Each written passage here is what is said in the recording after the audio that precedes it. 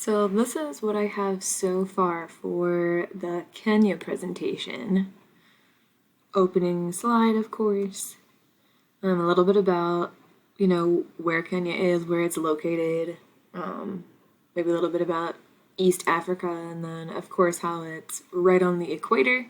So you would suspect certain types of climate and temperature and weather patterns.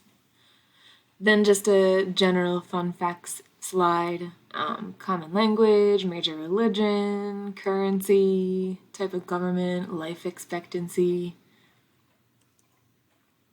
A little bit about the fact that Kenyan men can have multiple wives. And I found information that talks about how, they can pick from any different wedding type that they want to have. So they can have a traditional wedding, non-traditional wedding, or something that's like a combination of both. But in a lot of cases, regardless of the type of wedding, they are going to have a bride price or a dowry. And so we'd talk a little bit about what that is, or ask if, any of the kids know what that means.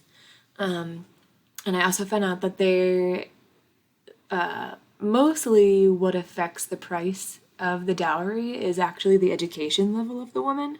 So the more educated she is, the more pricey the dowry is. So like a university educated woman would be the most expensive. And then if you're in rural areas, this is where, you start to exchange things like livestock, like in the research material that you gave me.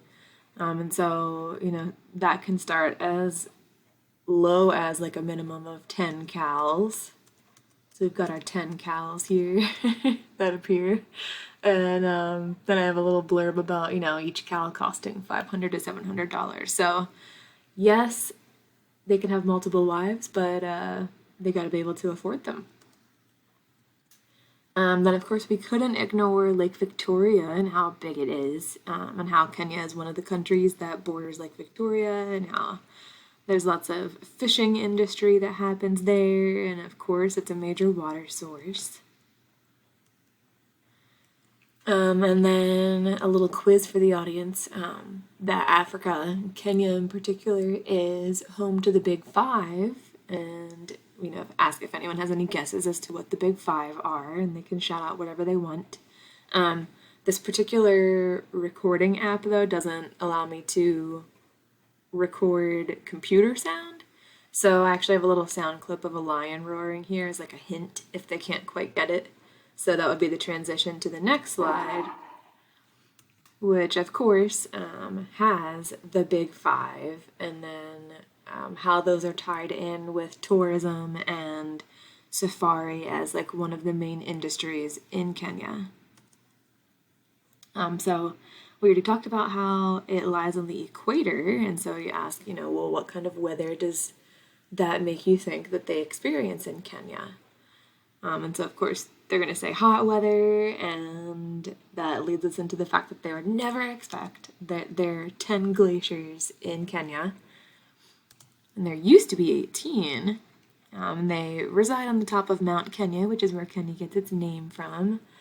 And we've got this awesome map here that shows the summit of Mount Kenya and all of the glaciers that are marked where their locations are now. So, 17,000 feet tall, a huge staple in the landscape in the country of Kenya. And then there's this neat diagram here that shows the time lapse of Lewis Glacier retreating over the last, I guess it tracks it a little over 10 years. And of course, that was even 7 years ago from now. So there has been increasing temperatures over the years that are slowly melting these glaciers away. The major industries that you find in Kenya, of course, we already mentioned tourism. The other one is agriculture, mainly coffee. So lots and lots of coffee plantations. And so then, of course, posing the question, if those glaciers are melting and disappearing due to increasing temperatures, then how do you think that changing climate affects agriculture in general? Right? So we mentioned coffee already as a main export, but tea and flowers are another staple in the Kenyan economy. There's a lot of tea plantations, there are a lot of gardens, and it's one of their major sources of income. So, this could prompt like a roundtable discussion or a popcorn discussion about what types of things in the environment related to weather affect the way that plants grow. That'll be a good discussion for fifth graders. Sunlight, light intensity, water, soil, all of that kind of stuff. And so this leads us to our main discussion about the article that's tied to that interactive map that I showed you. So we're talking about 350 research studies that were done covering over 400 different extreme weather events, and it'll explain how it maps them on the map and describes which things were caused by human impacts. And so I've got some of those factors or extreme weather events on the next slide here. So environmental effects of climate change, we'll kind of just run through the list. The temperature increase, wildfires, drought, ocean rise, atmospheric quality, all of that kind of stuff. And so then we ask them, so from the things on the list, which effects do you think are being seen in Africa? We'll let them answer that. And then the two main ones are temperature increase and drought. So you can see how we're leading into our discussion about climate change and drought. So I took some screenshots of Africa specifically on that map. And so you can explain a little bit about, the colors and the icons on the map. The red ones are human impacts. The blue ones were shown to not have strong ties to human impacts, and then the gray ones were inconclusive. So if we zoom in on East Africa, you can see that droplet is the icon that refers to drought, and so drought is the one that's having the biggest impact on East Africa. And so then that leads us into a discussion about exactly what's going on with the rainfall or lack thereof. And so this is where I pulled in some things from some of my biology lectures. But so a quick lesson on how rainfall should actually work, like what things influence that or affect that. And so here's what the hydrologic cycles should look like. And so I'd walk them through the diagram really quickly, talking about, evaporation and how water evaporates from vegetation, which is called transpiration, and creates, clouds of water vapor over the landscape, and that's where that all condenses and forms rainfall. And then as the rain falls to the surface of the landscape, then it does run off, but the more vegetation you have, the more it slows down that runoff and allows that water to soak into the ground and be stored in groundwater areas that are accessible by people. And we call those aquifers, and so this is the way an aquifer works. There are certain ones that are completely underground. Those are the confined aquifers you can see at the bottom. And then you have the unconfined one, which has water, pooling as like a body of water. So you've got surface runoff and the water that saturated the ground and went into these underground wells and then is accessible. So this is the way it should work when there's enough rainfall that collects, that's stored. When there's vegetation, it allows the water to evaporate and collect over the landscape, creating rain, and it allows a place for it to collect. If there isn't vegetation there, then the water runs off the surface really quickly and doesn't stick around long enough to soak in. So that's how it should work. This is what's actually happening. And so some of these are incomplete. I'm just giving you an idea of where this is going, but this slide will have some details about how much deforestation has happened in Kenya over the last few decades. And then the connection with all of the human impacts and how those contribute to drought happening. And so there are a bunch that are listed here under deforestation. So the connection with the runoff and the lack of water absorbing into the water table. There's no transpiration happening, which means we aren't creating clouds over the landscape, which means less rain. Without the forest ecosystem there, you have much less organic material in the soil that breaks down as, dead animals and vegetation decompose. You also have a lack of nutrients in the soil there from animals that would live in the forest as a habitat. And then the plants themselves, the trees, are no longer there to absorb carbon dioxide from the atmosphere. So that leads to lots of high levels of CO2 in the atmosphere, which increases temperatures, and then increased temperatures means that you've got more evaporation and transpiration, and that water doesn't stick around in the atmosphere long enough for rain, and it's just this big, huge circle of terrible things happening.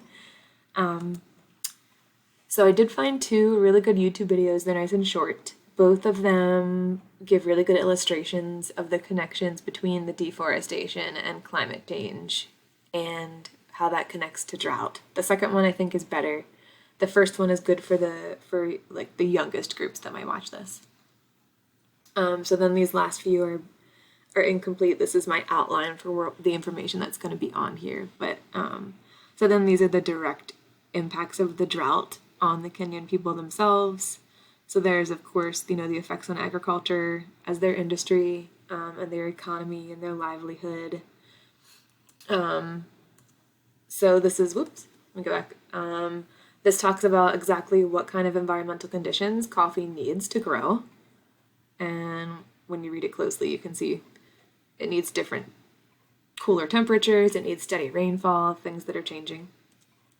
And there's a map here that shows where the best plantations are and how they're at higher elevations that need cool weather, but the cool weather is warming up.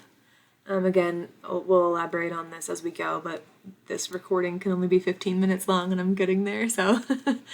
So then just a little bit of info on what the experts say about if things stay the way they are, if we stay on this path with temperatures and drought, then there are direct predictions for how the coffee yield will be cut in half, how tea yields will also be cut way down, and so they're looking for, temperature resistant strains of coffee and all of that. Then there's the effect on families, especially women and children who have to venture further and further from the safety of their home to get water and firewood that's non-existent. So of course the weather isn't great for them, those hot conditions, dry conditions, the threat of dehydration, and then of course the further they have to go from home, the more it becomes a safety issue, and we can decide if we want to talk about some of those safety issues that are posed in Africa, but that might be a whole different topic to get into.